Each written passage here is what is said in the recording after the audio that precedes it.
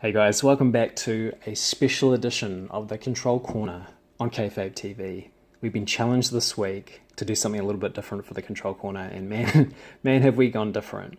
We're going to send you hurtling all the way back to 1996, August of 1996 to be exact, with the Shadowfist CCG. It's an Architects of the Flesh control deck. Let's check it out.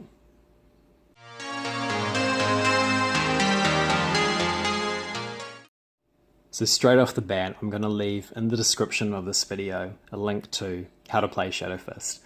This is too short a video to go into all the details on how to play the deck, but I will run through some basic stuff, so if anybody's familiar with it, you'll be able to keep up with me. Otherwise, I encourage you guys just to have a quick read through of how to play the game, and we'll kind of take off from there. So, starting from the top, how will you win a game of Shadowfist? This game plays pretty similar to Magic the Gathering in terms of having a deck and having a hand and having kind of a graveyard or discard pile and then having cards in play. You have land or sites, you have kind of creatures or characters they call them, and you have kind of spells or events, states that you can use from your hand in order to influence the game and kind of attack your opponent and remove their cards, that kind of thing. So the point of Shadowfist is to control 5 Feng Shui sites. So there's a couple ways of doing that. You can play your own Feng Shui sites, but you have to at some point attack into your opponent's Feng Shui sites. So your units or your creatures or characters are there to defend you, and they're also there to attack for you. They can run across the board and attack into your opponent's sites, hopefully damaging them, and then you can either claim those sites or burn them for victory or burn them for power, and be able to generate a little bit more usage out of some of your other cards as well. So the decks are generally made up of kind of fifth components. You've got sort of 5 parts to a deck. You've got a fifth of your cards being sites, Feng Shui sites and other sites. You've got a fifth of your deck being foundation characters.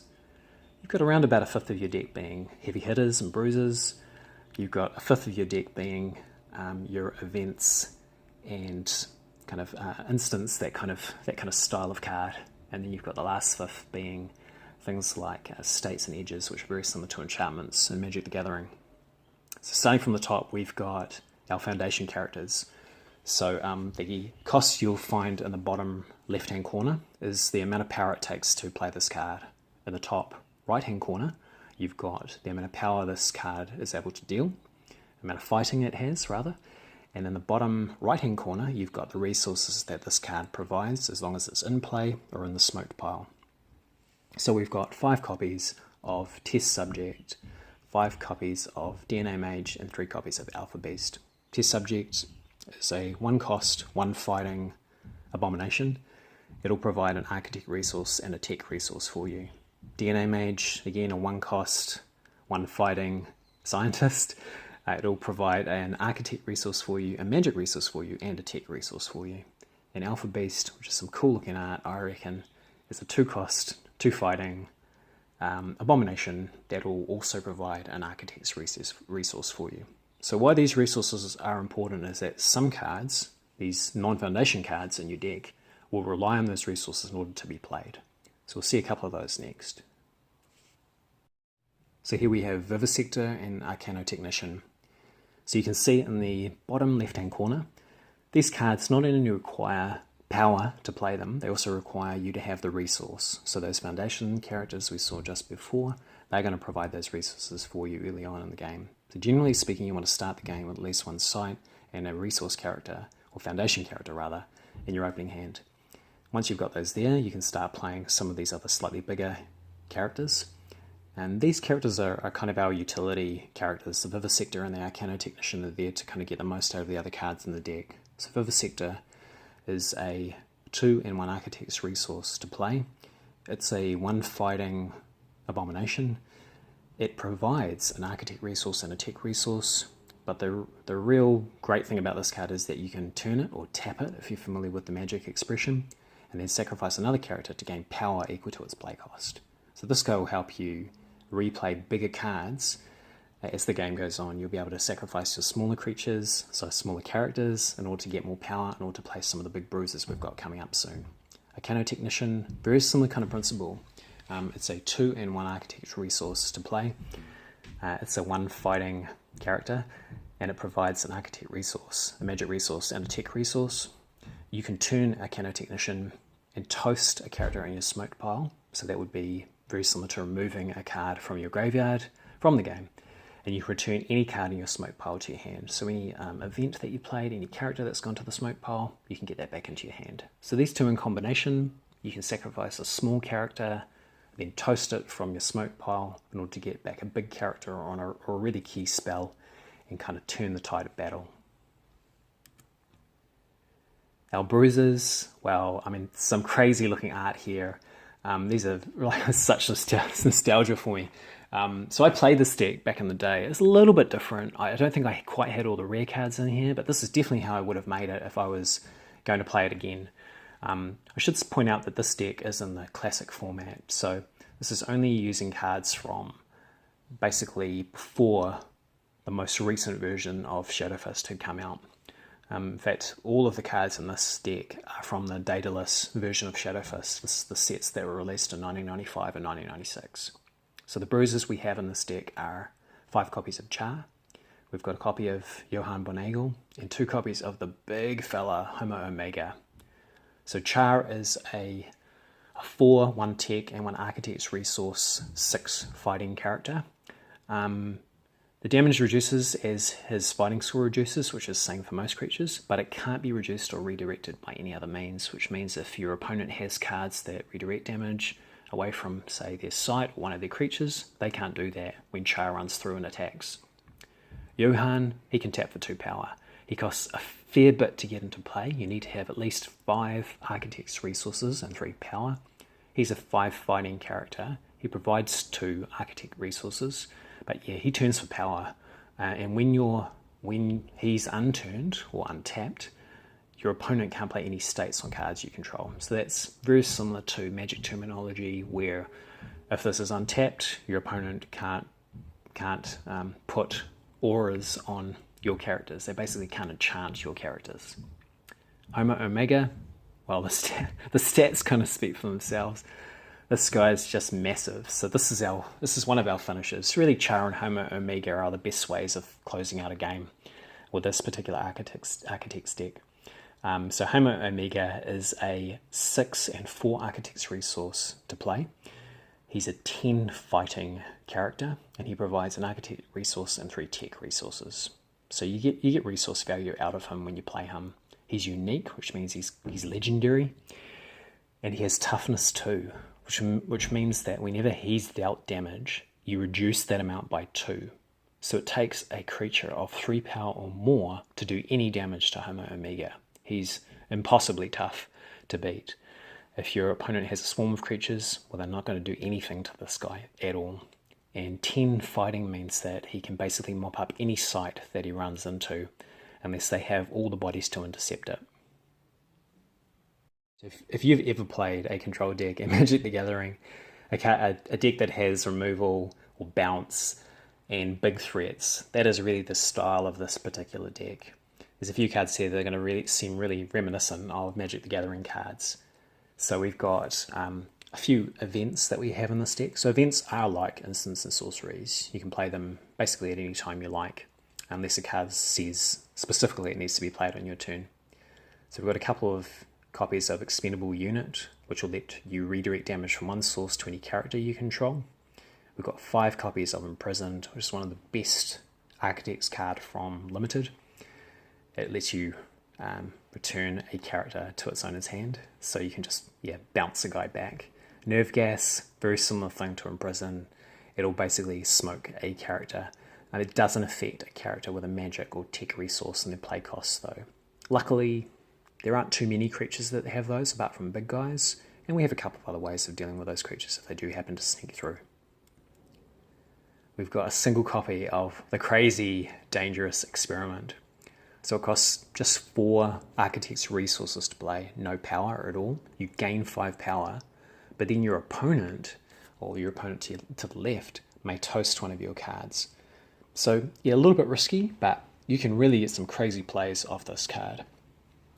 The fact that you're able to get it back with a Canno Technician means that, yeah, can be pretty valuable just to have a 1-shot or 2-shot burst of 5 power in order to play some big spells or some big creatures like Homo, Omega, or Char. Got 2 copies of Bizd as well, just like saying that. Bizd. It's an event. You basically toast a non-unique character. It costs 2 power plus 2 architect resources. So generally by turn 2 you can be using this card. Good way of getting rid of a troublesome creature. And then we have the Wrath of God. We've got the Neutron Bomb. It'll smoke all characters. It costs 3 power, a tech resource, and 2 artifacts resources. So you can see why our foundation characters are kind of important for playing most of our spells, or most of our events I should say. Most of our events require a resource of some description in order to be played, as well as a little bit of power. So power you generate every turn, start of your turn from your Feng Shui sites and your other sites. There are a couple of other cards that generate power for you. And you need power really to play some of the big impactful cards that you have in the deck. So lastly we come to the sites. So sites work a lot like land do in Magic the Gathering. So for Shadowfist you've got ordinary sites and you've got Feng Shui sites as well. So Feng Shui sites, as I mentioned earlier, are critical for winning the game. You've got to control or have burn for victory a total, or combination of both, a total of 5 in order to win the game. The only thing with that is, though, even though you can play your own Feng Shui sites, you have to burn for victory or seize your 5th one in order to win the game. So sites are your primary source for generating power in a Shadowfist deck. The diamond symbol in the top right-hand corner, top left-hand corner, is how much power this particular site will generate for you at the start of your turn. The circle in the top right-hand corner is the amount of damage this site can take before it's smoked. So when your creatures are attacking into sites, they need to do at least that circle number to smoke the site. So Feng Shui sites, yeah, they generate power for you, but they also happen to have some pretty cool abilities that kind of round out the control aspects of your deck. So this deck is playing a couple of copies of Fox Past, which can change the target of your opponent's attackers to any site you control. A Whirlpool of Blood, which will kind of counter the effects generated by your opponent's Feng Shui sites. And Turtle Beach, which will help redirect damage done from one of your characters to Turtle Beach. It'll actually kind of redirect the damage to that side rather than to one of your characters, help save one of your characters. We're also playing City Square, which can turn to redirect the damage inflicted on a target site to another site you control. Got 2 copies of City Park, which is a pretty valuable site. I mean, early this is quite a big site to kind of have to try and attack into. It heals the turn that it's revealed. So I should point out that when you play Feng Shui sites, they're typically played face down, so your opponent can't identify them. As soon as they attack into them, you turn them face up. You can turn them face up at any time you choose to use them as well. City Park happens to heal all of the damage off it the turn it's revealed. So this can be a great kind of first turn site. Your opponent attacks into it, you flip it over, and it heals all that damage back.